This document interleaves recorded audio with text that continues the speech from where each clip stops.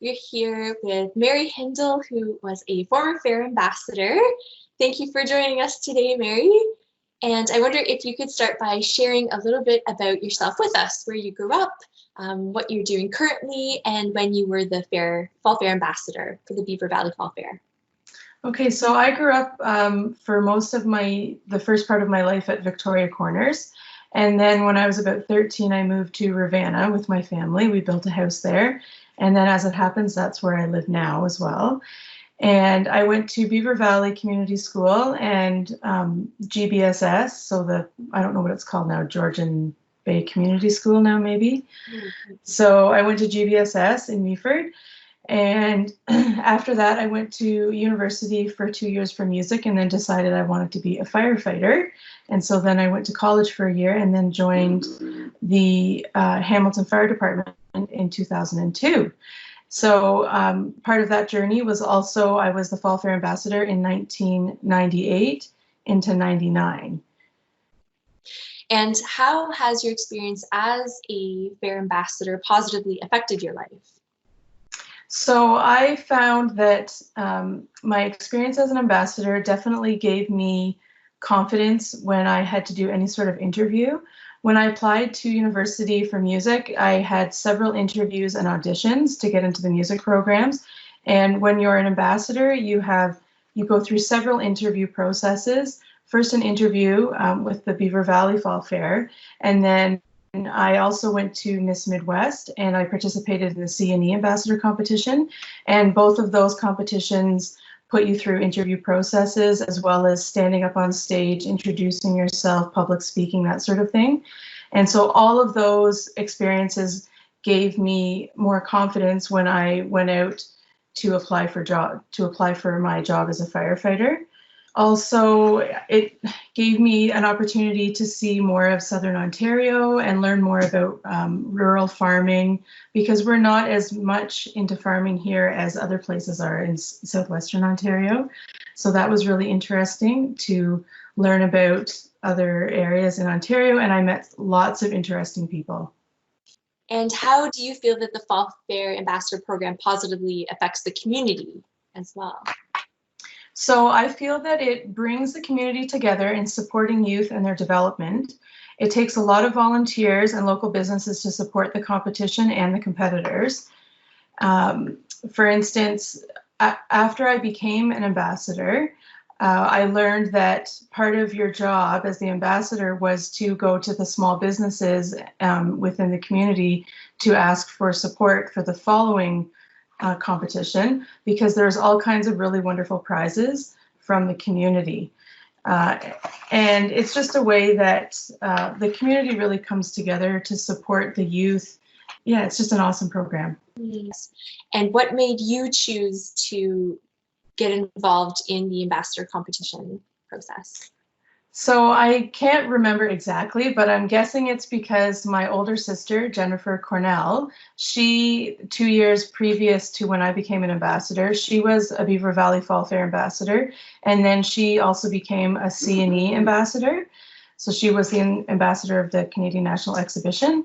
And so after her, the Fall Fair ambassador in Beaver Valley was Billy Joe Reiki, or who's now Billy Joe Saunders, and then I became the ambassador. So I think it's because I saw what Jenny got to do in the community just within Beaver Valley, and then also what the experience that she had when she went to the C&E. It's pretty amazing. Yes, and also 2 of my friends that I was in school with, they competed with me in the ambassador competition.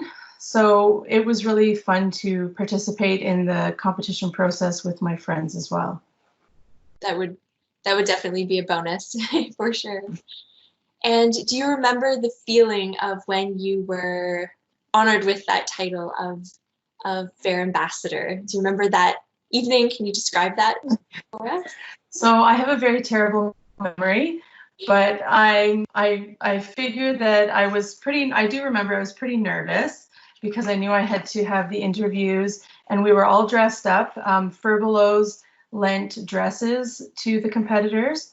That year, I think it was all women. So they lent us dresses, and we all had our makeup done by Mary Kay, I think. And so I was pretty nervous, but also really excited. And when I won, I was just really excited to have become the ambassador. And what roles and responsibilities did you have as the fair ambassador throughout that year and maybe even that weekend or around the fair time?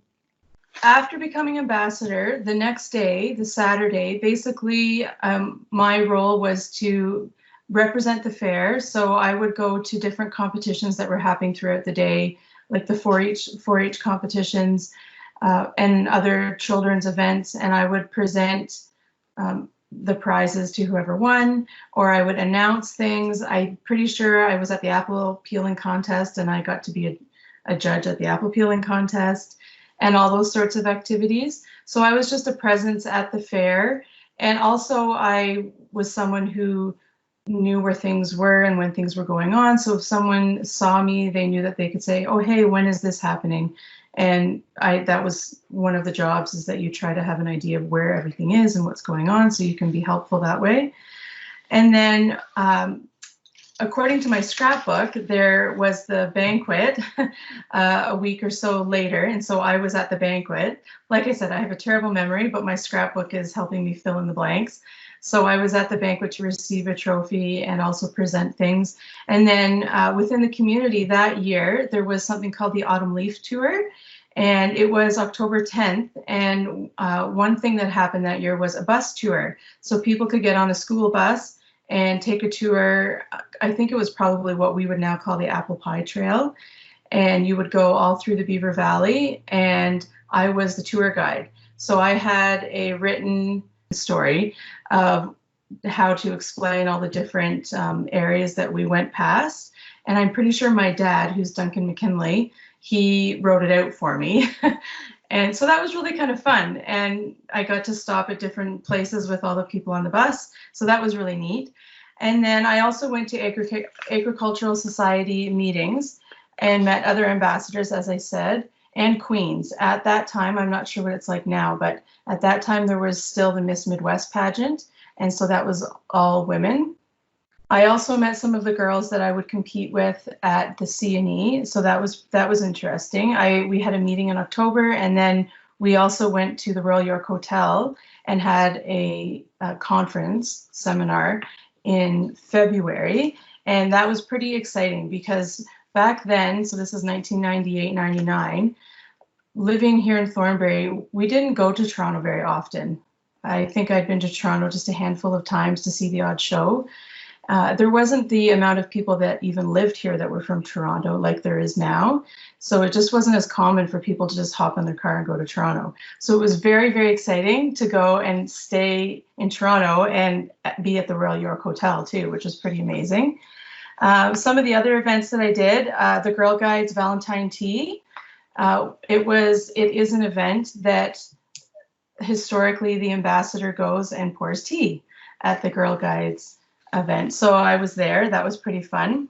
And then in July, there was the Miss Midwest pageant. And that, like I said, that one was just for girls. And it was fun. It was different. It was very rural, as I said. And I think from what my scrapbook tells me, part of what we did was we dressed up in country attire, like a plaid shirt and jeans, and did a line dance as kind of part of a show for the competition that night. And there was a parade. And so one of your other questions is something that was memorable. And so I'll just kind of interject that now, if that's okay, because it's relevant to this. So at the Miss Midwest pageant, historically, the girls would be in the parade in a car, a convertible or something like that, and, wave to everybody. And I kind of didn't always follow the rules. So I was able to get my hands on a four-wheeler from Markdale Tractor. And I don't know do you want me to show the picture now or later? Yeah, absolutely. Okay, so I'll just flip to that page in my scrapbook and I will show you how I rode the four-wheeler instead of course, being in a car and having someone drive me. I'll see if I can get the picture. Can you see that? Oh, yeah. Oh, that's so great. Good for you. Yeah, so that was really great. And so I mean, that's another example of making contacts in the community and reaching out and, asking for help, but also promoting too, right? I was able to promote. I had a sign on my four-wheeler that said who donated it for my use that day. So that was pretty cool. And then moving forward throughout my year of what the ambassador did, I went to the C&E in August, and we stayed at one of the residences from the U of T. And so that was really cool. And again, I got to see a bunch of the people that I had met in February. So we had lots of meetings and seminars, and we got to do tours of the C&E because we were there from August 20th to 22nd. And it was just a wonderful experience. It was a little bit nerve-wracking by times because we had to get up on stage. We did lots of practices where we would go on stage and practice introducing ourselves and who we were representing. And so that was one of the really great experiences that I maybe didn't realize at the time. It was later I realized what a great experience it was to get better at public speaking and a way to kind of do that positive self-talk that I didn't really even understand it then. But times when you're really nervous and you just kind of give yourself a little pep talk and say, I can do this. There's no reason why I can't, and you do, right? So that was definitely where I learned that ability, and that has definitely helped me throughout my life for sure. And I think that's probably all I'm going to say about that question. That was long. No, that's wonderful. And do you have any other highlights or funny stories that you'd like to share? Anything that has come up? Give us a show and tell of your scrapbook, anything. Yes, because like I said, probably the most memorable thing was riding the four-wheeler at Miss Midwest, just because that was a little out of the ordinary. So this was the newspaper clipping from the night. So this was the Valentine tea, this page. And then, of course, I have in here, this was the convention, so it's just, I kept all the notes. This is definitely an old-fashioned scrapbook of just all the different sessions we did. Yeah. Yes, and of course, I kept a postcard and my badge and some note paper. And of course, you were Mary McKinley at that time. Yes, that's right, Mary McKinley. And just different pictures of the girls that I was with, all dressed up for one of our evenings. Oh, nice, with your sash. Yeah, so you always wore your sash everywhere so everybody knew who you were. Trying to get that centered. So basically the women it was women and men for the C&E. So the people that we were with in February, we were in the same group when we saw each other again in August. So that was good because everybody's kind of nervous. And I just have lots of pictures, not like we do now where no one really prints anything. Back then, everybody printed photos and put them in albums. And so these are just the photos from that Miss Midwest competition. Did anyone else do something like that? I don't believe so. Everybody else was in a car. There may have been someone like on a tractor or something, but I honestly can't remember. And part of the Miss Midwest, I'm pretty sure we got to do like a house tour. I think it was in Fergus. So lots of really beautiful old homes and properties there that we got to tour. Is that the one with the blue balloons? Was that the? Yeah, the balloon thing here, it says that we also participated in a balloon send off in the afternoon, but I don't know what it was for. So there you go. I don't remember. It's a good thing I have a scrapbook. Lots of different activities. Yeah, lots of activities. These pictures here, which are kind of hard to see, was this Western night that we all learned to dance, I guess. I really don't remember. I have a terrible memory. I'm more of a future person. And then here we go. This is still Miss Midwest. And then the C&E. So I guess I had a badge that I had to wear while we were at C&E. And the trusty map of the C&E. The fairgrounds. Yeah. Because we got to go, we had lots of free time too that we could go around. And then something that was kind of interesting, let's see, this girl here, her and her brother were both competing because I guess wherever they lived, they were close enough that like she was like Bolton and he was Caledon or something. So they got to be there at the same time. Oh, that would be special. Yeah, and there was very few men. There he is there. I think their last name is Downey of the Downey Farms. You know the potatoes? You see them, the Oh, bags of cute. potatoes? Yes. Okay. So they're part of that family, I think. So lots of interesting people that you meet along the way. And do you stay in touch, or have you stayed in touch with any of the people that you've met? No, I haven't. I'm not sure if I did back then, but no, I haven't. It was just kind of, very in the moment. Mm-hmm. And then this is the competition at the CNE. We all got dressed up. I think I wore my prom dress. That's what most of the women did. So you can see here I am. That was me going on at the beginning to introduce Beaver Valley Agricultural Society.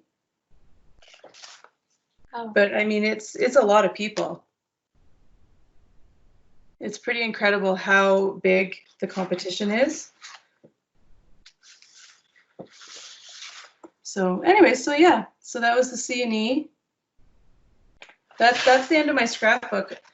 Unfortunately, I didn't put anything else in it after the CNE, probably because I was probably going off to university and then passed on my crown to the next person in the September Fall Fair.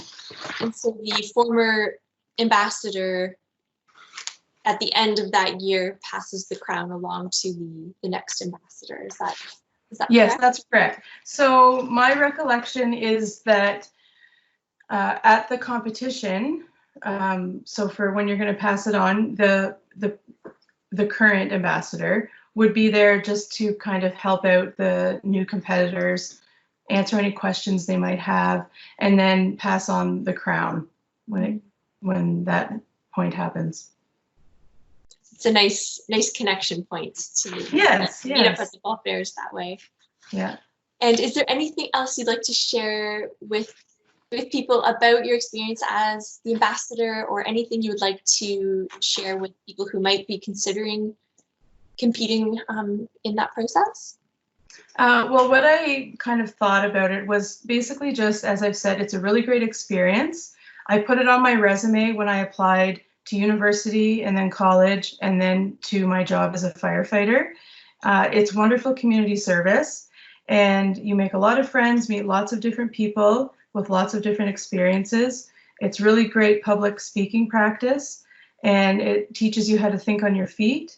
You get lots of great prizes, and I highly recommend it to anyone who's thinking of participating. Wonderful. Well, thank you for that encouragement for anyone who might be considering doing that. And thank you so much for taking the time today to talk to us about your experience and show us your memories of your time as the Fall Fair ambassador.